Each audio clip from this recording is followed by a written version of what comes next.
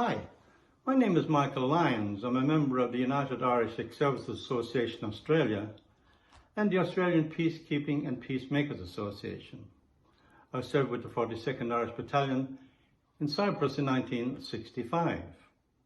I'd like to tell you a brief story about a fellow Irish UN peacekeeping veteran. His name is Matt Quinlan. Matt joined the Irish Army following in his father Ned's footsteps, who was a quartermaster sergeant and served in the Congo in 1963. Matt was deployed to the Congo in June of 1961 with the 35th Infantry Battalion. He was only 16 years of age. The now well-documented siege of Jadaville took place in September of 1961. Matt Quinlan and A Company came under fire from the Katanga troops, who were loyal to the state of Katanga. Fierce fighting broke out and continued for some 5 days. Out of ammunition, water and supplies, a ceasefire was requested. Matt spent his 17th birthday being held with 154 other Irish soldiers in a prisoner of war camp following the ceasefire. Successful negotiations took place, the prisoners were released, and Matt and his mates were home for Christmas. At first, a hero's welcome was given to the Jadaville heroes, but that wasn't to last. The mood changed when the UN higher authorities refused to support the ceasefire, and in effect it became a surrender. Their bravery and resilience against all odds was disregarded, and the Jadaville heroes became the subject of ridicule by those who did not know the truth about the siege. These injustices were devastating. Some of the heroes suicided, ended up in mental institution, and broke their families up. In 1964, let down and disillusioned, 20-year-old Matt Quinlan left the army and after a short stay in London, hit for the outback of Australia. He settled in the Queensland town of Winton. He became part of the community and felt very comfortable with the indigenous people of the area. Matt was their Irish hero, especially after he reportedly saved a young lad from drowning in the local river. His letters home to his mother were stories of life in his adopted country, where he seemed to have settled and was contented. His mother's many requests for Matt to make a visit back to the homeland never eventuated. In June 1992, at the age of 47, Matt Quinlan, in the dry, burnt outback of Queensland, Australia, took his own life, far, far away from the green hills of Ireland. 3 of Matt's siblings travelled to Winton and with the local community laid Matt to rest.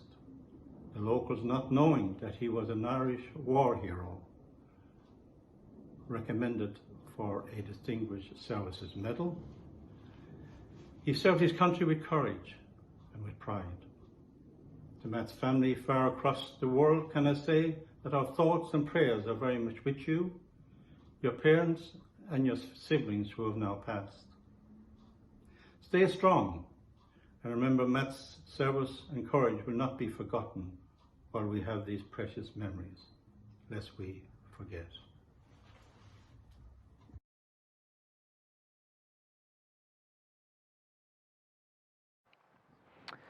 It's a privilege to be standing here on this sad day 30 years after the passing of Matthew Quinlan. It's an honour that Matthew may witness his aim during his final years, and may he now rest in peace. Thank you.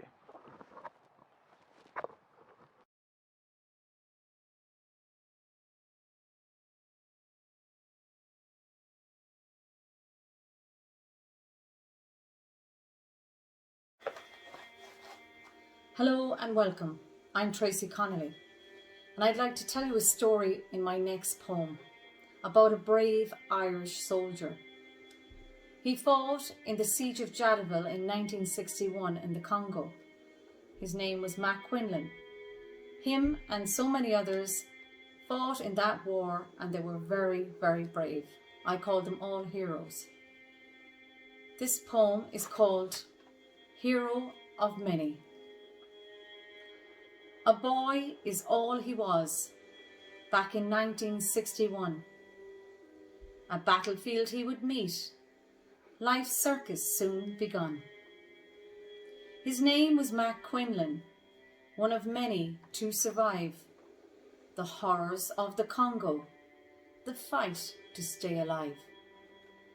He led a mortar crew where Irish roots did show, a tactical-minded young soldier, a defence for every blow. Fighting from a mortar pit with no camouflage to display, a genius for grid referencing, a target for gunplay. His courage was heroic as he took the enemy down. Shelling targets from a distance, the battlefield was his ground. Then a ceasefire was announced. The battle came to a halt. He celebrated his victory by giving up the assault. The time thereafter wasn't nice, being held captive night after night. Negotiations happened and all were released. Homeward bound and mission complete. Being home on Irish soil wasn't meant to be. He packed his bags quickly. To Winton he did flee. His story is only one of many who were erased from the Hall of Heroes and the service that they gave. Now you are in God's home. Your duties are all done. Be proud of being that soldier, for you're one of Ireland's sons. Thank you.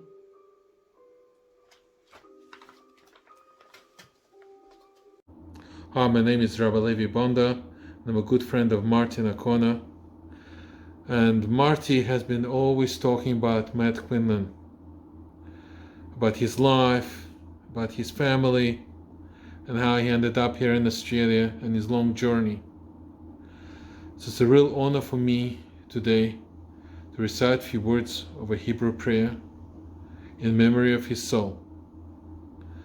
Kel molerachamim shoichen meroimim amtze menucha nachon al kanfei shchino b'malas akadoshim utahorim kizor kiyamas hirim es nishmas Matt Quinlan sheholach leilomo ba'avur she'anachnu mispalnim ba'avuroi bat askoras nishmosoi בגן עדן תהיה מנוחוסוי, לכן בעל רחמים, יסתירי בצר כנופו לאלומים, ויצרור בצרור חמס נשמוסוי, השם הוא נחלוסוי, ונוח על משכובוי בשלום, ונאמר אמן. Just in short, the meaning of the prayer is, it's a memorial prayer for the soul of someone who has passed on. May his soul be connected to the source of life, to God, and find peace. It also should affect us, and we should be connected and have a bond with that soul. The fact that you have come together to celebrate Mac Quinlan's life, it means his life is still having an effect on everyone. He was a special soul. For some of you, he is a brother. For others, he was a comrade in arms in the army. And for some people here in Australia, he was a person who came from the other side of the world, a kind person. To remember someone is to take a lesson from his life and to affect something practical change. My mother was a Holocaust survivor. She was a child when the World War II started, and throughout her life she carried that feeling of loss. Her grandparents were killed in the war. She and her mother miraculously survived. I myself am from Ukraine originally. Unfortunately, there's a war going on there. So we're praying for peace. Peace for the soul of Matt. Peace in the entire world. And may a life of someone like Matt inspire others to build, to make connection with all kinds of people and seek out peace and not war.